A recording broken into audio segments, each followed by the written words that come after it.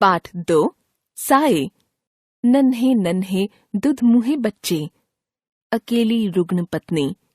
नाते रिश्ते का ऐसा कोई नहीं जो जरूरत पर काम आ सके। पति सुदूर अफ्रीका में अस्पताल में बीमार, महीनों तक कोई पत्र नहीं। बहुत लंबे समय के बाद एक दिन एक पत्र मिला। बड़ा करुण और दर्द भरा था। नैरोबी के किसी अस्पताल से लिखा गया था। रोग काबू से बाहर है, इसलिए डॉक्टर ने ऑपरेशन की सलाह दी है। लगता है चंद दिनों की मेहमानदारी है। उसके बाद तुम लोगों का क्या होगा, कुछ सूझता नहीं। पास होते तो, लेकिन भरोसा रखना, भगवान सबका रखवाला है। जिसने पैदा किया है वह परवरिश भी करेगा। पत्नी पत्र पढ़ती, रोती। अबोध बच्चे रुलाई भरी आंखों से मां का मुंह ताकते। फिर चिट्ठी पर चिट्ठियां डाली उन्होंने, फिर तार। तब कहीं केन्या की मोहर लगा एक विदेशी लिफाफा मिला। लिखा था, परमात्मा का ही चमत्कार है, हालत सुधर रही है, एक नया जन्म मिला है। थोड़े दिनों बाद फिर पत्र आया। हालत पहले से अच्छी है, चिंता की अब कोई बात नहीं। इस बार कुछ रुपये भी पहुंच गए। बच्चों के मुरझाए मुखड़े खिल उठे। बीमार पत्नी का स्वास्थ्य थोड़ा सुधार की ओर बढ़ा। चिट्ठियां नियमित रूप से आती रहीं, रुपये भी पहुंचते रहे। उसमें लिखा था, हाथ के ऑपरेशन के बाद अब वह पत्र नहीं लिख पाता, इसलिए किसी से लिखवा लेता है। अपने कारोबार का भी कुछ विस्तार कर रहा है। धीरे धीरे कुछ नई जमीन खरीदने का भी इरादा है। शहर के पास एक फार्म हाउस बनाने की योजना है। घर के बारे में, पत्नी के बारे में, बच्चों की पढ़ाई के बारे में कितने ही प्रश्न थे। बड़ी उत्साहजनक बातें थीं, विस्तार से। इतना अच्छा पत्र पहले कभी भी न आया था। सबको स्वाभाविक रूप से प्रसन्नता हुई। डूबती नाव फिर पार लग रही थी। लगभग 3 बरस बीत गए। बच्चे बहुत याद करते हैं, उसे देखने भर को तरसते हैं। जो जो हिदायतें चिट्ठी में लिखी रहती हैं, उनका अक्षरशः पालन करते हैं। माँ को किसी तरह का कष्ट नहीं देते, कहना मानते हैं। पढ़ने में बहुत मेहनत करते हैं। अज्जू कहता है कि बड़ा होकर वह भी पापा की तरह अफ्रीका जाएगा, इंजीनियर बनेगा। पापा के साथ खूब काम करेगा। अब वह पूरे 12 साल का हो गया है। 6ठी कक्षा में अव्वल आया है। मास्टर जी कहते हैं कि उसे वजीफा मिलेगा। तनु अब 18 पार कर रही है, उसका भी ब्याह करना है। चिट्ठी के जवाब में बहुत सी बातें थीं। लिखा था, इस समय तो नहीं, हाँ अगले साल तनु के ब्याह पर अवश्य पहुंचूंगा। दहेज की चिंता न करना, कहीं वर की खोज करना। वर की तलाश में भटकने की अधिक आवश्यकता न हुई। आसानी से खाता पीता घर मिल गया। शायद इतना अच्छा घराना न मिलता, लेकिन इस भ्रम से कि कन्या के पिता अफ्रीका में सोना बटोर रहे हैं, सब सहज हो गया। शादी की तिथि निश्चित हो गई। नैरोबी से पत्र आया कि वह समय से पहुंच रहा है। गहने कपड़े सब बनाकर वह साथ लाएगा, लेकिन शादी के समय वह चाहकर भी पहुंच नहीं पाया। विवशताओं से भरा लंबा पत्र आया। इस बीच जो एक नया कारोबार शुरू किया है, उसमें मजदूरों की हड़ताल चल रही है। ऐसे संकट के समय में यह सब छोड़कर वह कैसे आ सकता है? हाँ, गहने कपड़े और रुपये भिजवा दिए हैं। वर वधू के चित्र उसे अवश्य भेजें, वह प्रतीक्षा करेगा। खैर, विवाह धूमधाम के साथ हो गया। विवाह के सारे चित्र भी भेज दिए। अज्जू ने इस वर्ष कई इनाम जीते। हाई स्कूल की परीक्षा में जिले में सर्वप्रथम रहा। खेलों में भी पहला स्थान प्राप्त हुआ। बहुत से सर्टिफिकेट मिले, वजीफा मिला। इनाम में मिली सारी वस्तुओं की फोटो वे पापा को भेजना न भूले। बदले में कीमती कैमरा आया, गर्म सूट का कपड़ा आया, सुंदर घड़ी आई और मर्मस्पर्शी लंबा पत्र आया। लिखा था, वह बच्चों की उम्मीद पर ही जी रहा है। यह सारा कारोबार उन्हीं के लिए तो है। पर अनेक वादे करने पर भी घर आना संभव न हो पाता।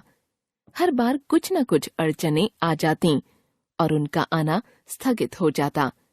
समय अबाध गति से पंख लगाकर उड़ता रहा। बच्चों ने लिखा कि यदि उनका घर आ पाना कठिन हो रहा है तो वे ही सब अफ्रीका आने की सोच रहे हैं। कुछ वर्ष वहीं बिता लेंगे। उत्तर में केवल इतना ही था, अज्जू जब तक अपनी पढ़ाई पूरी नहीं कर लेता तब तक कुछ नहीं हो सकता। समय निकालकर कभी वह स्वयं घर आने का प्रयास करेगा। बच्चों की बहुत याद आती है, घर की बहुत याद आती है, लेकिन विवशता के लिए क्या किया जाए। अंत में एक दिन वह भी आ पहुंचा जब अज्जू ने अपनी पढ़ाई पूरी कर ली। कहीं अच्छी नौकरी की तलाश शुरू हुई, पर पिता के अब भी घर आने की संभावना न दिखी तो उसने लिखा, अम्मा बीमार रहती हैं, एक बार अंतिम बार देखना भर चाहती हैं। प्रत्युत्तर में विस्तृत पत्र मिला और इलाज के लिए रुपये भी। परंतु इस बार अज्जू ने ही जाने का कार्यक्रम बना लिया। अकस्मात पहुंचकर पापा को चौंकाने की योजना बनाई। टिकट खरीद लिया, पासपोर्ट वीजा भी सब देखते देखते बन गया और एक दिन दिल्ली से वह विमान से रवाना भी हो गया। उसके मन में एक गहरी उत्कंठा थी कि पापा उसे देखकर कितने चकित होंगे। उन्होंने कल्पना भी न की होगी कि एकाएक वह इतनी दूर एक दूसरे देश में इतनी आसानी से आ जाएगा। उनकी निगाहों में तो अभी भी वह उतना ही छोटा होगा जब वह निक्कर पहनकर आंगन में गुल्ली डंडा खेलता था। नैरोबी के हवाई अड्डे पर उतरकर वह सीधा उस पते पर गया जो पत्र में दिया हुआ था, परंतु वहां ताला लगा था। हाँ, उसके पिता की पुरानी धुंधली नेम प्लेट अवश्य लगी थी। आसपास पूछताछ की तो पता चला कि एक वृद्ध भारतीय अप्रवासी अवश्य वहां रहते हैं। रात को देर से दफ्तर से घर लौटते हैं, किसी से मिलते जुलते नहीं, बिल्कुल अकेले रहती हैं। वह बाहर बरामदे में रखी बेंच पर प्रतीक्षा करता रहा। रात को एक बूढ़ा व्यक्ति ताला खोलने लगा तो देखा एक युवक सामने बैठा ऊँघ रहा था। उसका नाम धाम पूछा तो उसे अपनी बाहों में भर लिया, बड़े उत्साह से स्वागत किया। भोजन के बाद वे उसे अपने कमरे में ले गए। दीवार की ओर उन्होंने इशारा किया। एक नन्हा बच्चा माँ की गोद में लुढ़का किलक रहा है। यह किसका चित्र है? युवक ने गौर से देखा, कुछ झेपते हुए कहा, मेरा। वृद्ध इस बार कुछ और जोर जोर से खिलखिलाए। मेरे बच्चे, तुम इतने बड़े हो गए हो। सच, इतने साल बीत गए जैसे कल की बात है। उन्होंने उसके चेहरे की ओर देखा। तुम शायद नहीं जानते, तुम्हारे पिता का मैं कितना जिगरी दोस्त हूं। कितने लंबे समय तक हम साथ साथ रहे, दो दोस्तों की तरह नहीं, सगे भाइयों की तरह।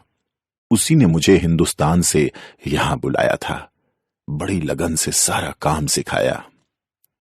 साथ साथ साझे में हमने यह कारोबार शुरू किया। नैरोबी की आज यह बहुत अच्छी फर्म है, यह सब उसी की बदौलत है। कहते कहते वे ठिठक गए। उसका हाथ अपने हाथों में थामते हुए वे बोले, तुम्हारी माँ कैसी है? कहीं कोई कठिनाई तो नहीं? ना, सब ठीक है। बस यही मैं चाहता था, यही। हौले से उन्होंने उसका हाथ सहलाया। देर तक शून्य में पलकें टिकाए सोचते रहे। कुछ क्षणों का मौन भंग कर खोए खोए से बोले, देखो बेटे, तिनकों के सहारे तो हर कोई जी लेता है, लेकिन कभी कभी हम तिनकों के साए मात्र के आसरे भंवर से निकलकर किनारे पर आ लगते हैं। जरा सोचो बेटे। वे खांसे।